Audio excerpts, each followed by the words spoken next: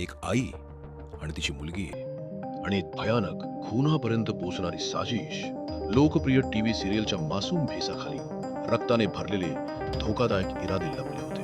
Film special 26 पासून प्रेरणा घेऊन त्या दोघींनी एक फेक डिटेक्टिव्ह एजन्सी उघडली. फक्त फ्रॉडसाठी नाही, मर्डर करण्यासाठी.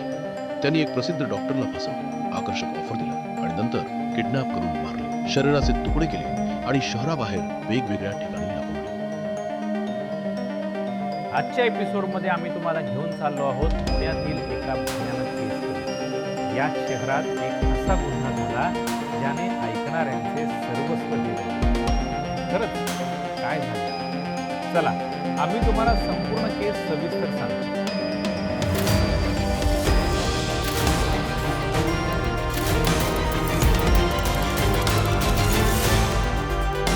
आजच्या एपिसोडमध्ये आम्ही तुम्हाला घेऊन चाललो आहोत पुण्यातील एका भयानक केसकडे.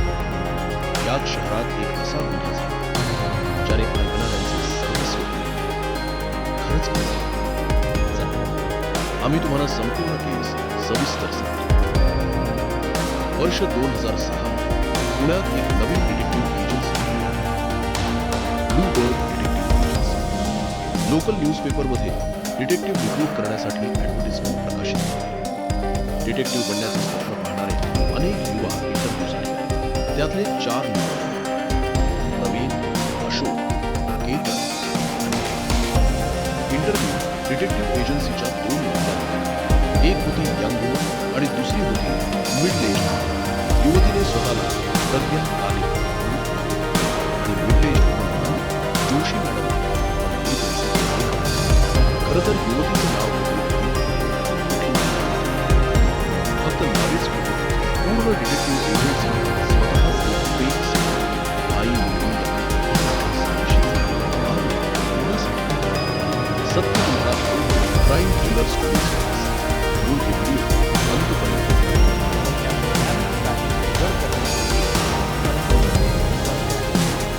चार युवक त्यांना डिटेक्टिव्ह म्हणून रिक्रूट केले होते.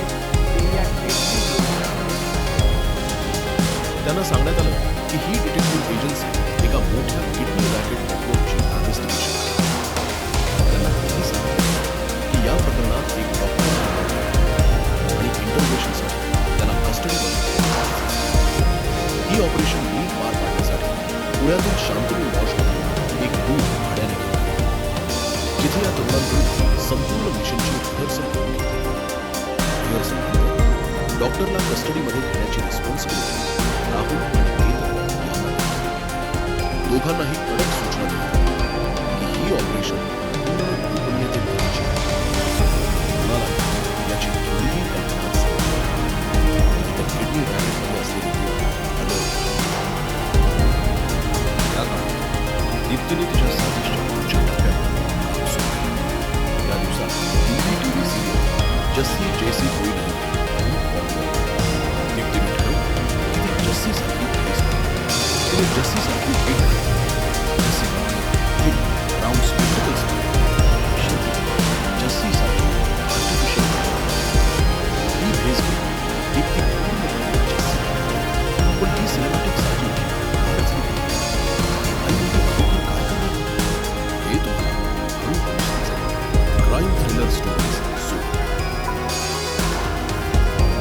जस्सीच्या फेसमध्ये दीप्ती YCM हॉस्पिटलमध्ये पोहोचली.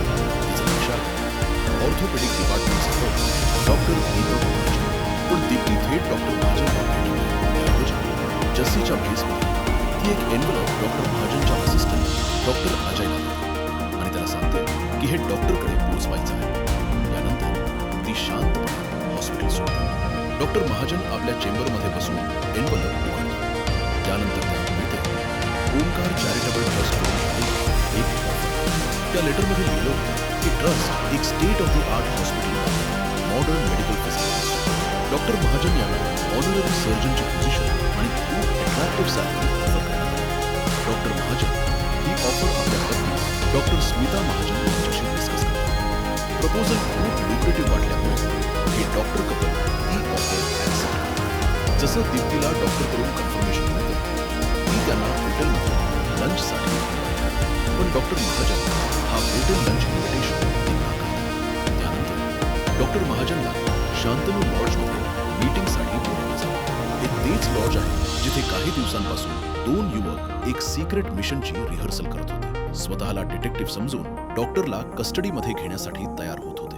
ते या डेडली योजनामध्ये कसे फसले, यशस्वी होणार का?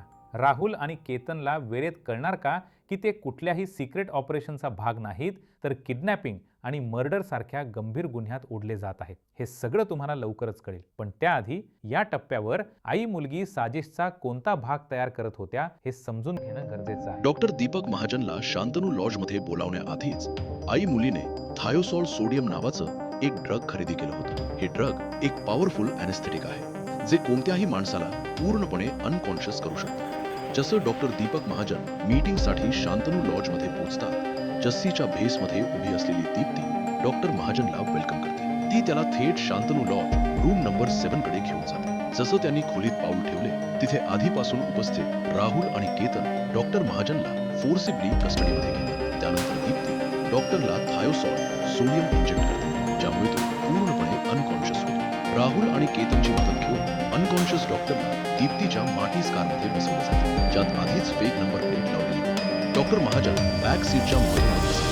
राहुल एका बाजूला, केतन दुसऱ्या बाजूला. कार निघते हिरवे. रस्त्यात राहुल आणि केतनला कारमधून उतरायला सांगितलं. त्यांना सांगितले जाते त्यांचा मिशनचा भाग आता कंप्लीट झाला आणि डॉक्टरची इंटरोगेशन आता एजन्सीच्या चीफवर झाली. यानंतर दीप्ती कार चालवली जिथे लीना आधीच तिची वाट पाहत असते. आई मुलगी डॉक्टर महाजनला उत्तम नगरमधील भाड्याच्या खोलीत नेली. तिथे त्याला कैदेत ठेवले. घरात डॉक्टर दीपक महाजनची पत्नी डॉक्टर स्मिता महाजन तो परत न आल्याने खूप चिंतित होती. ती सतत त्याला कॉल करण्याचा प्रयत्न करते, पण त्याचा फोन ऑफ असतो, ज्यामुळे तिचा पॅनिक खूप वाढतो. नातेवाईकांच्या सल्ल्यानुसार ती जवळच्या पोलीस स्टेशनमध्ये जाते आणि मिसिंग पर्सन कंप्लेंट फाईल करते. दरम्यान डॉक्टर महाजन यांच्या पत्नीला एक फोन येतो. फोन करणारा एक अज्ञात व्यक्ती असतो जो आवाज बदलून बोलतो. अनामिक फोन करणारा धमकी देतो. जर तुम्हाला तुमचा पती जिवंत हवा असेल तर 25 लाख रुपये खंडणी द्यावी. डॉक्टर महाजनची पत्नी सगळी माहिती पोलिसला सांगते, ज्यामुळे पोलीस ताबडतोब ऍक्शन घेतात. आई मुलगी खूप कनिंग आणि डेंजरस होत्या. हे समजायला पुरेसे आहे की एकीकडे त्यांनी डॉक्टरच्या रिलीजसाठी 25 लाख मागितले, तर दुसरीकडे डॉक्टर आधीच मर्डर केला होता.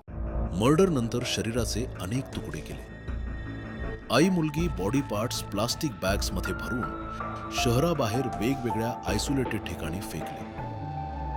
हा केस एक प्रॉमिनंट डॉक्टरच्या किडनॅपिंगचा होता, ज्यामुळे पोलिसांवर खूप प्रेशर होता. शेवटी त्यांना एक महत्वाचा क्लू सापडला. ओमकार चॅरिटेबल ट्रस्टच्या नावाने दिलेल्या ऑफर लेटरमध्ये एक फोन नंबर होता. तो नंबर होता प्रवीणचा. 4 युवकांपैकी एक ज्यांना फेक डिटेक्टिव्ह एजन्सीनं हायर केले होते. या फोन नंबरच्या मदतीनं पोलिसांनी प्रवीणला ट्रॅक केले. इंटेरोगेशन मध्ये फेक डिटेक्टिव्ह एजन्सीबद्दल सगळी माहिती समोर आली. इन्व्हेस्टिगेशन्समध्ये समजलं की एजन्सीने शांतनू लॉजमध्ये एक रूम भाड्याने घेतला होता, जिथे डॉक्टर महाजन शेवटचा वेळ दिसला होता.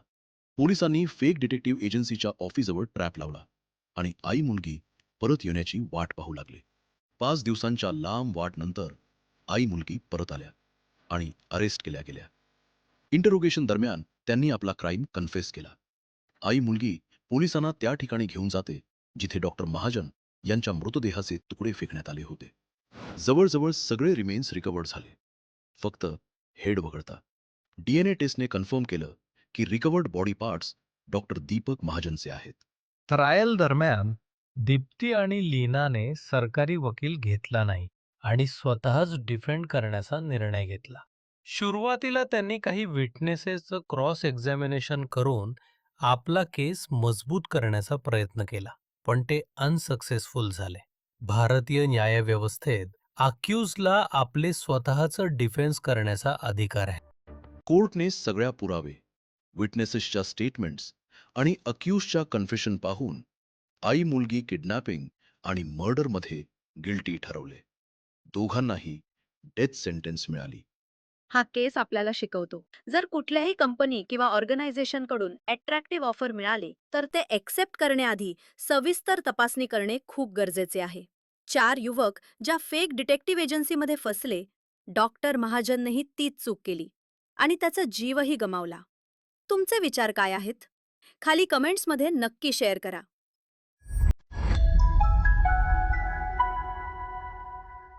जर तुम्हाला हा व्हिडिओ इंटरेस्टिंग आणि अवेअरनेस निर्माण करणारा वाटला तर आमच्या चॅनलला लाईक, शेअर आणि सबस्क्राईब करायला विसरू नका.